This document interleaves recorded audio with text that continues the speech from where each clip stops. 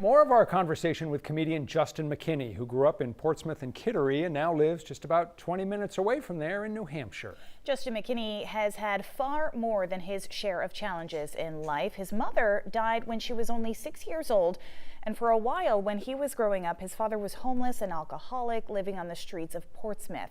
After college, McKinney worked for several years as a sheriff's deputy in York County, then started doing stand-up comedy. After just a few years in stand-up, he got a big break and thought his luck had finally turned and put him on the road to stardom. Please welcome Juston McKinney.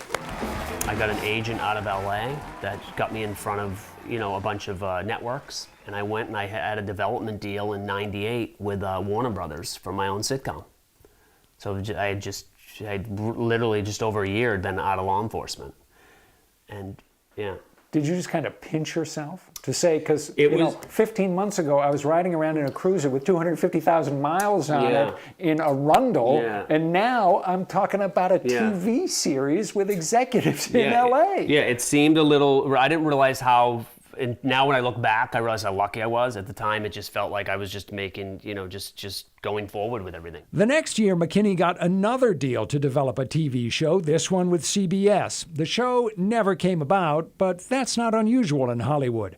And in any event, McKinney got paid handsomely by the network. And then I got a thing on Comedy Central. I did my first TV set, so I was off and running pretty, I felt really good. In 2000, the New York Times said I was destined for stardom.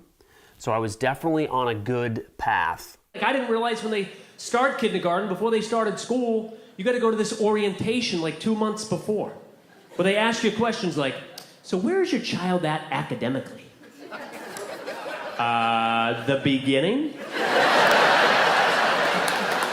McKinney earned 6 figures from each of the 2 network deals. He put that money into stocks he bought based on tips from a waiter at a comedy club who was also a part-time stockbroker.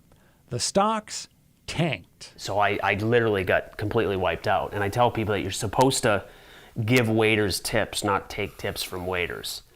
And this guy, and I was left with, literally like from hundreds of thousands to $10,000 I was left with. At that point, it's time to what? You pick up the pieces and you start moving forward. So what was your plan? What did you want to do with your career then? Well, the plan was, just to try to keep going forward. Like I said, I'd lost all that money before I had done Jay Leno at all. So I did Jay Leno in '02 and '04. And I started to feel like I was getting back on my feet again. Portsmouth, look at all the smokestacks. You ever notice all the blowing right into Kittery, all the smokestacks? They're all blowing into Kittery. It's like New Hampshire backed its ass up to Kittery. It's like, yeah! That's how we feel about your sales tax. In 2006, McKinney and his wife moved from Los Angeles back to New Hampshire. They wanted to start a family, and in time, they had 2 boys. Are you guys ready? Make some noise, huh? He tries to limit his travel and perform close to home. And since his fans see him regularly at the same venues in Maine and New Hampshire, he has to come up with fresh material for his stand-up act. Let's hear it for Juston McKinney. Everybody let him know. I'd be way less stressed if I wanted to just tour and be on the road. There wouldn't be stress, but I wouldn't be with my kids. So I bring them to school almost every morning. I pick them up almost every day. I'm almost like a stay-at-home dad in the sense, but my mind just never shuts off, Do you keep notepads around that you constantly are jotting down ideas on for, here's a funny bit, this might be good for 30 seconds, this might be something I could expand into 4 minutes? Yep, exactly. Everything that happens, everything that's said, I'm just always, listening, this is said or that is said. Today, we had a snow day today. 9 o'clock in the morning, there's not a flake out there. The grass is all green. And I'm like, dreaming of a white Christmas, I'm dreaming of a white snow day.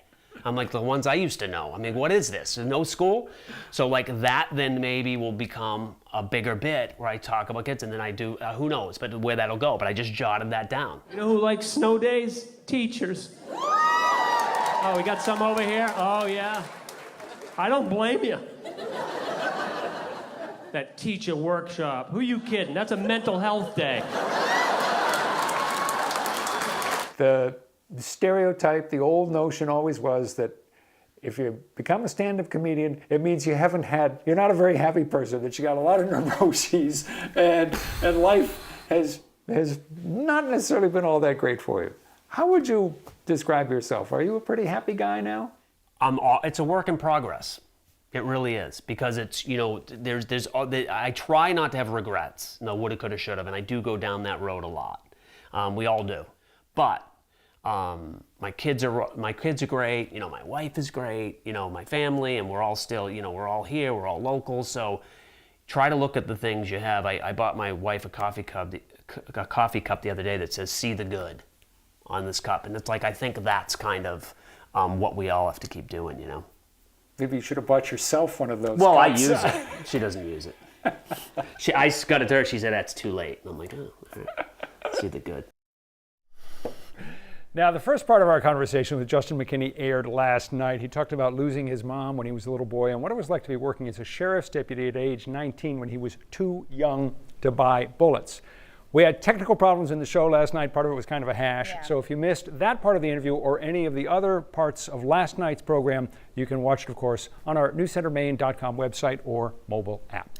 And if you'd like to see Juston McKinney perform, he'll be at Stone Mountain Arts Center in Brownfield on January 24th. He'll be at the Camden Opera House on the 31st and at City Theater in Biddeford on February 1st. And coming up,